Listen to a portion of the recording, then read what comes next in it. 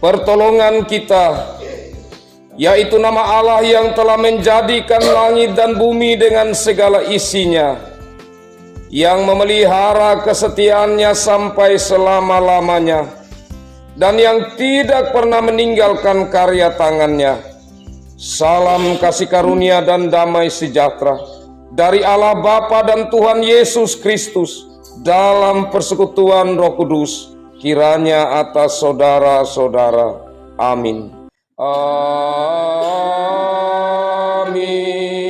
Amin.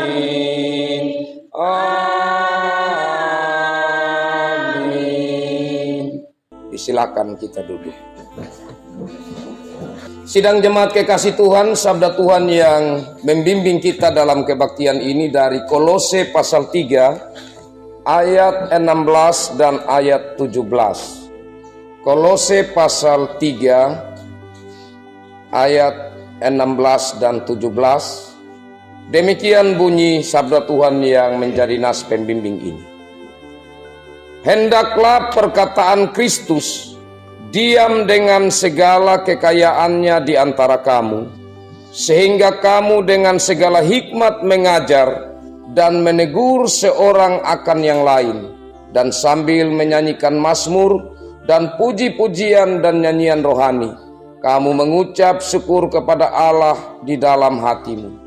Dan segala sesuatu yang kamu lakukan dengan perkataan atau perbuatan, lakukanlah semuanya itu dalam nama Tuhan Yesus, sambil mengucap syukur oleh Dia kepada Allah Bapa kita. Demikian nas pembimbing ini, dan mari kita sambut dengan kita memuliakan Tuhan dari Kidung Jemaat 49 bait 1 dan 4. Firman Allah jayalah sampai ujung dunia, dan kata-kata selanjutnya. Kita pun dipanggilnya untuk hidup yang kekal. Sidang jemaat kekasih Tuhan, mari kita merendahkan diri di hadapan Tuhan, mengaku setiap pelanggaran kita dan memohon pengampunan dari Tuhan. Kita berdoa. Bapa kami yang di sorga, kami mengaku kepadamu bahwa kami seringkali tidak mendengarkan suara-Mu, melainkan lebih menurut suara hati kami sendiri. Kami tidak jarang mencari kepentingan kami sendiri. Kami hidup acuh tak acuh. Kami melalaikan tanggung jawab kami terhadap sesama kami. Tetapi kami tahu bahwa Engkau ya Bapa yang penuh kasih sayang, panjang sabar dan murah hati, tidak membalas kepada kami setimpal dengan kesalahan dan dosa kami. Ampunilah dan sayangilah kami. Pimpinlah kami kepada kehidupan kekal oleh pertobatan yang benar.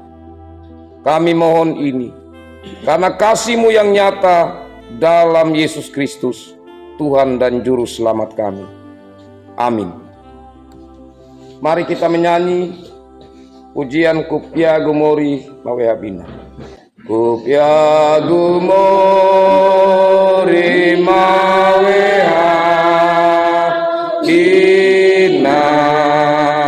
Sabda Tuhan yang menjadi berita pengampunan bagi kita dari surat Roma pasal 10 ayat 9 dan ayat 10. Roma pasal 10 ayat 9 dan ayat 10, demikian sabda Tuhan yang menjadi berita pengampunan ini. Sebab jika kamu mengaku dengan mulutmu bahwa Yesus adalah Tuhan, dan percaya dalam hatimu bahwa Allah telah membangkitkan Dia dari antara orang mati, maka kamu akan diselamatkan. Karena dengan hati orang percaya dan dibenarkan, dan dengan mulut orang mengaku dan diselamatkan. Demikian berita pengampunan ini, dan mari kita menyambutnya dengan kita menyanyikan nyanyian Namila Ati Nahimori. Mila ati dapangawi langa mabi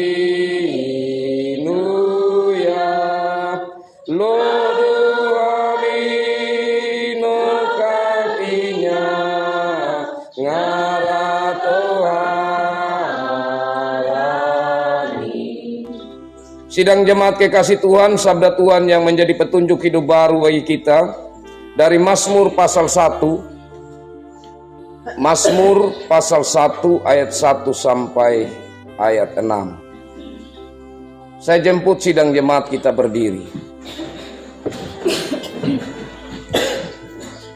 Sidang jemaat kekasih Tuhan, saya ajak kita membaca berbalasan bagian sabda Tuhan yang menjadi petunjuk hidup baru ini. Saya membacakan ayat-ayat yang ganjil dan sidang jemaat kekasih Tuhan membacakan bagian ayat yang genap.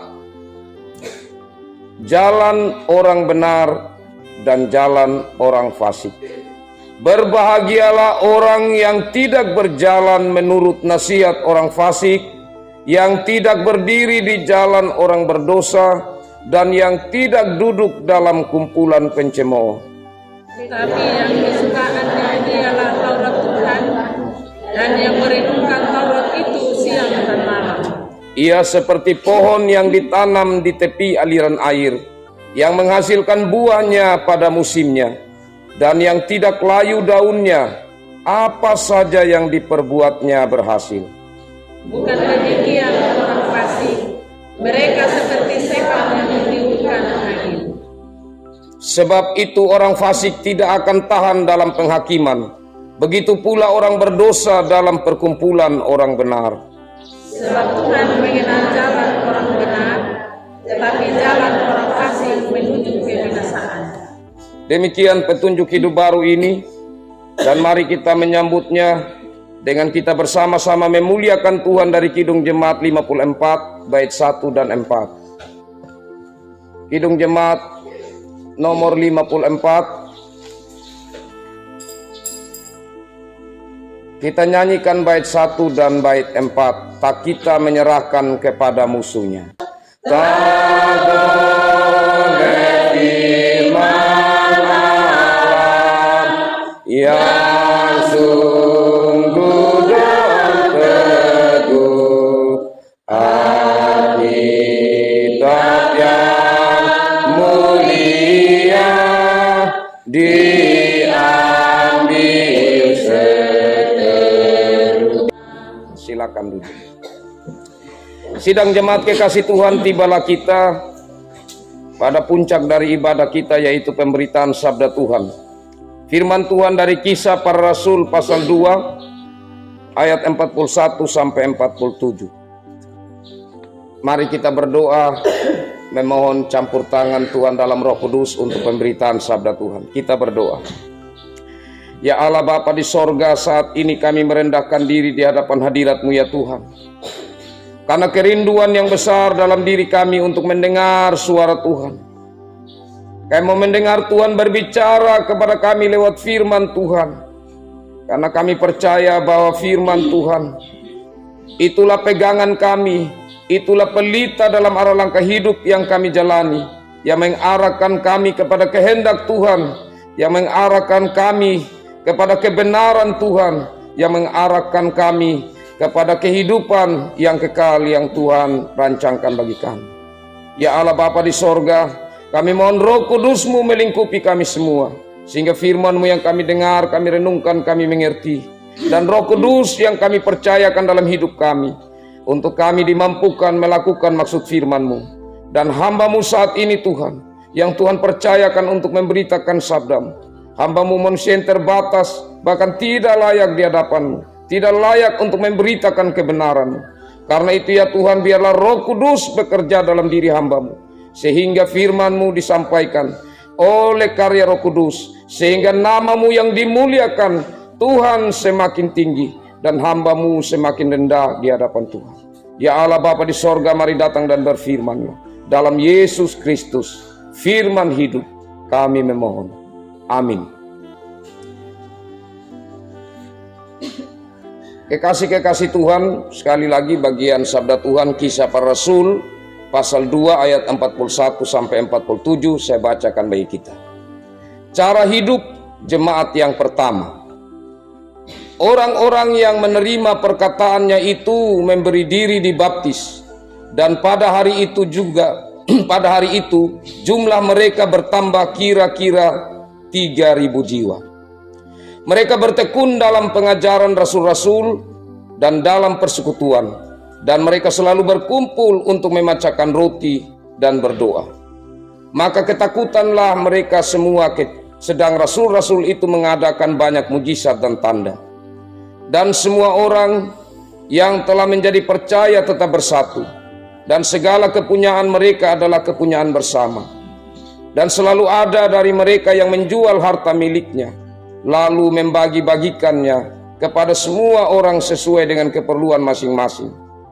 Dengan bertekun dan dengan sehati mereka berkumpul tiap-tiap hari dalam bait Allah. Mereka memecahkan roti di rumah masing-masing secara bergilir, dan makan bersama-sama dengan gembira dan dengan tulus hati, sambil memuji Allah. Dan mereka disukai semua orang, dan tiap-tiap hari Tuhan menambah jumlah mereka dengan orang yang diselamatkan. Demikian sabda Tuhan. Berbahagialah kita yang selalu rindu mendengar, merenungkan, dan melakukan sabda Tuhan dalam hidup sehari-hari. Shalom. Saudara-saudaraku yang saya kasihi dalam Tuhan Yesus Kristus, kita telah melewati bulan Oktober, bulan reformasi, bulan keluarga, yang tentu bagi kita yang tidak ada halangan dalam ibadah minggu selama bulan Oktober sampai puncaknya pada tanggal 31 Oktober, kita mengikuti secara baik bahwa khotbah-khotbah itu di bawah tema umum hidup damai. Dan untuk bulan November ini, tema umumnya liturgi dalam ibadah minggu. Jadi dalam liturgi ibadah minggu itu kita tahu ada banyak hal. Mulai dari nyanyian pembukaan sampai nyanyian penutup. Tapi selama 4 minggu, tanggal 2, tanggal 9, tanggal 16, tanggal 23, di Klasis Wanokaka akan mengambil beberapa poin yang ada di dalam liturgi, yaitu tentang firman Tuhan. Kemudian juga ada bagian tentang persembahan, ada bagian nanti tentang pengakuan iman rasuli. Nah, sedangkan tanggal 30, karena bulan November ini sampai tanggal 30, itu kita sudah masuk pada minggu Advent yang pertama untuk menyiapkan diri memasuki Natal. Dan bahan untuk minggu Advent, mulai minggu Advent pertama sampai pada tutup tahun, bahkan tahun baru nanti itu disiapkan dari sinode. Nah, kekasih-kekasih Tuhan, untuk minggu ini di dalam khotbah-khotbah di bulan November dengan tema besar liturgi dalam ibadah minggu, maka yang kita akan renungkan bersama sehubungan dengan pengajaran atau firman Tuhan. Karena di dalam liturgi itu yang ada di tengah itu adalah firman Tuhan. Itu dikatakan sebagai puncak dari liturgi. Jadi seperti mulai pembukaan sampai kepada penutup, puncaknya ada di sabda Tuhan. Karena firman Tuhan adalah inti dari liturgi atau ibadah itu sendiri. Nah, karena itu fokus kita hanya khusus melihat di ayat 42. Saya bacakan ulang ayat 42. Mereka bertekun dalam pengajaran rasul-rasul dan dalam persekutuan, dan mereka selalu berkumpul untuk memecahkan roti dan berdoa. Memang kalau kita lihat dalam ayat 42 ini ada elemen atau ada bagian atau 4 poin penting.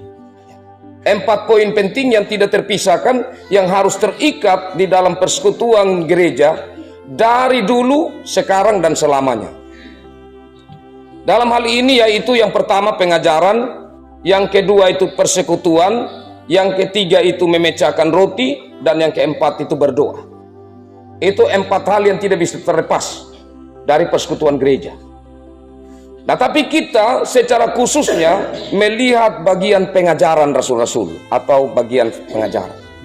Karena ini yang tentu khusus untuk kita bersama-sama renungkan di dalam tema kita, yaitu liturgi dalam ibadah bagian poin firman Tuhan. Nah, kekasih-kekasih Tuhan, kenapa ini yang paling penting? Karena tentu kita beriman kepada Yesus Kristus, kita mengenal Yesus Kristus itu karena ajaran, karena pemahaman tentang siapa Yesus itu. Jadi para rasul setelah mereka itu menerima Roh Kudus dan kemudian mereka memberitakan firman Tuhan, maka banyak orang yang akhirnya mengenal siapa Yesus itu. Karena itu kalau kita melihat di ayat-ayat sebelumnya, maka kita akan melihat perikop itu tentang khotbah Petrus, ya. Pasal 2 ayat 14 sampai 40, itu perikop sebelumnya. Nah, ini setelah peristiwa Pentakosta, setelah Roh Kudus turun menguasai murid-murid, maka Petrus berdiri dan dia mulai menyampaikan pengajaran. Apakah isi pengajaran dari Petrus itu? Nah, isi pengajaran dari rasul-rasul dalam hal ini yang disampaikan diwakili oleh Petrus, kekasih-kekasih Tuhan, itu tentang Yesus. Di mana Yesus itu adalah Mesias yang sekian lama telah dinantikan oleh bangsa Israel. Yesus itu yang ditolak, yang dipandang bahwa dia bukan Mesias. Kemudian dia akhirnya ditangkap, kemudian akhirnya ia dibuat sengsara, diadili, dipukul, dihina, diludahi, disalibkan dan kemudian mati. Tetapi berita Injil tidak sampai di situ. Berita Injil itu Yesus bangkit. Yesus bangkit pada hari ketiga. Inilah inti dari pengajaran. Kalau dalam bahasa Yunani itu dibilang didake, itu pengajaran. Jadi ini bukan sekedar pengajaran, tetapi ini adalah doktrin kalau dalam bahasa Inggris. Ini adalah dasar dari ajaran. Jadi kalau dasar dari ajaran itu tidak ada dalam gereja, maka dia tidak bisa disebut gereja. Karena itulah kekasih-kekasih Tuhan, maka pengajaran itu merupakan hal yang penting. Karena ini sangat penting dalam ibadah atau liturgi gereja, sebagaimana yang penting bagi rasul-rasul dan juga pengikut-pengikut yang telah memberi diri untuk menjadi pengikut Yesus waktu itu. Maka perlu untuk kita pertahankan. Maka perlu untuk kita terus beritakan. Kekasih-kekasih Tuhan, pengajaran-pengajaran penting ini yang kami upayakan dari gereja untuk supaya ditanamkan sejak dari jemaat itu anak-anak lewat sekolah minggu, dan kemudian ditanamkan lewat pemuda. Tidak cukup juga dalam PKS pemuda, tetapi ada katekesasi. Karena dalam katekesasi lebih fokus untuk bagaimana anak-anak Tuhan punya kekuatan iman, karena mereka mengerti apa yang mereka percaya, apa yang mereka imani, kepada siapa mereka percaya dan iman. Dan selanjutnya dalam ibadah-ibadah, termasuk ibadah minggu ini. Dan ibadah minggu ini menjadi sangat penting, kekasih-kekasih Tuhan. Karena di sini kita ada bersama-sama dan kita terus belajar tentang firman Tuhan. Dan firman Tuhan ini, kekasih-kekasih Tuhan, adalah apa yang lurus, yang benar, yang suci, yang murni, yang tidak boleh ditafsir sembarang. Kenapa, kekasih-kekasih? Karena kalau cukup ya kita tahu sedikit, sudah, kita tidak punya kekuatan. Karena itu maka pada zaman sejak gereja itu berdiri, terlalu banyak nabi palsu. Itulah yang sering kali menjadi bagian perhatian dari para rasul, sampai pada akhirnya terakhir Rasul Yohanes yang meninggal tahun 96 Masehi. Kita melihat tulisan-tulisan mulai dari surat Yohanes, kemudian surat 1-2 Yohanes, kemudian Wahyu, tulisan dari Yohanes semua. Itu berbicara di sana ada banyak nabi-nabi palsu yang muncul. Pergumulan gereja bahkan sampai sekarang dan mungkin terus tentang tampilnya nabi-nabi palsu. Kalau begitu Bapak Mama jangan jemu-jemu. Ini kalau Pak Pendeta di mimbar, kalau Pak Pendeta yang khotbah, Pak Pendeta khotbah hanya pengajaran. Karena memang itu saya pandang yang penting Bapak Mama. Kalau kita sudah punya landasan yang kuat, sulit untuk kita goyah. Kalau kita punya landasan yang kuat, kenapa firman Tuhan menjadi inti dari ibadah? Sampai kapanpun kita mengerti, oh benar, kita masuk gereja, kenapa di firman Tuhan itu kita harus serius? karena disitulah kita mendengar Tuhan. Jadi kalau kita menyanyi seperti yang saya sering sampaikan, itu kan kita mau Tuhan dengar. Tapi saat firman Tuhan, kita mau supaya kita yang dengar Tuhan. Atau Tuhan mau kita mendengar Dia. Nah, dengan demikian ini hal yang menjadi sangat penting. Hal yang berikut, kekasih-kekasih Tuhan. Yesus Kristus menyatakan bahwa akulah firman yang hidup. Akulah roti hidup. Dan begitu banyak hal seperti tanggal 31 yang saya sampaikan tentang siapa Yesus ini. Dan kekasih-kekasih Tuhan, inti dari pemberitaan adalah Yesus Kristus. Kalau mendengar khotbah di mana saja, ini harus menjadi pokok dari Bapak Mama. Karena firman Tuhan itu harus membawa kita terhubung dengan Tuhan. Harus membawa kita semakin dekat dengan Yesus Kristus. Semakin mengenal Dia dan semakin mengenal apa yang menjadi kehendaknya dalam hidup ini. Kalau begitu maka, kalau kita pulang dan kita tidak ingat apa yang dikhotbahkan, itu poin pertama yang sudah kurang. Kita pulang, kita ingat firman Tuhan, tapi masih kurang kalau kita tidak hidup di firman Tuhan. Ini pokok penting. Karena itu kekasih-kekasih Tuhan, firman Tuhan itu terkadang penting di dalam gedung gereja. Tetapi saat keluar dari gedung gereja, orang lupa untuk menghidupi firman Tuhan itu. Apa yang dikatakan firman Tuhan?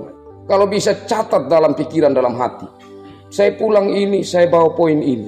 Bahwa firman Tuhan itu penting dalam kehidupan saya. Dan dalam firman Tuhan itu berbicara tentang Yesus Kristus. Terima kasih Tuhan. Karena Engkau sudah memberi kesempatan saya menjadi bagian dari pengikut Yesus Kristus. Tuhan sudah pilih saya menjadi bagian dalam pengikut Yesus Kristus. Dan inilah yang menjadi tanggung jawab kita. Yang kemudian setelah kita memahami firman Tuhan, kita hidupi firman Tuhan dalam arti kita menyaksikan Yesus Kristus dalam hidup kita. Menyaksikan Yesus Kristus ini tentu kita melihat bahwa bagaimana pola hidup dari murid-murid. Mereka tidak saja berkata-kata, mereka tidak saja menyampaikan siapa Yesus itu, tetapi mereka pun membangun kehidupan yang menunjukkan bagaimana hidup sebagai pengikut Kristus. Mereka menghidupi Yesus dalam hidup mereka. Lewat apa? Lewat mereka bersekutu. Lewat mereka terus belajar pengajaran rasul-rasul. Lewat mereka menyatukan diri dengan Yesus dengan perjamuan atau memecahkan roti dan dengan berdoa. Itu bagian-bagian yang secara nyata mereka harus lakukan sebagai anak-anak Tuhan yang mau untuk menyatakan maksud firman itu dalam hidup mereka. Kekasih-kekasih Tuhan, ini saja yang saya pikir lewat firman Tuhan ini tidak perlu untuk saya panjang lagi. Tetapi Bapak Mama pulang dengan pegangan bahwa dalam ibadah, inti puncak dari ibadah itu adalah firman Tuhan. Kalau begitu, maka firman Tuhan harus menjadi pokok. Kalau begitu, kalau ke depan Bapak Mama ada yang menyanyi, macam contohnya di perjamuan atau tiba-tiba ada apa lain, jangan sampai puji-pujian lebih panjang dari firman Tuhan. Minggu berikut mungkin kita akan masuk ke dalam liturgi tentang puji-pujian atau nyanyian. Itu prinsipnya. Karena kalau puji-pujian dia lebih panjang, berarti kita mau Tuhan mendengar kita, bukan lebih panjangnya kita mendengar Tuhan. Karena dalam ibadah yang paling utama, semakin lama saya mendengar firman Tuhan, itulah rasa lapar haus saya. Karena kalau menyanyi, Tuhan mendengar kita. Puji-pujian kan yang kita naikkan kepada Tuhan. Itu prinsip. Kalau begitu Bapak Mama, maka kiranya dengan khotbah ini, Jemaat Ukmada semakin memahami makna dari liturgi. Khususnya tentang pengajaran. Tentang firman Tuhan sebagai puncak dari liturgi kita. Tuhan memberkati firman-Nya dan memberkati kita semua. Amin.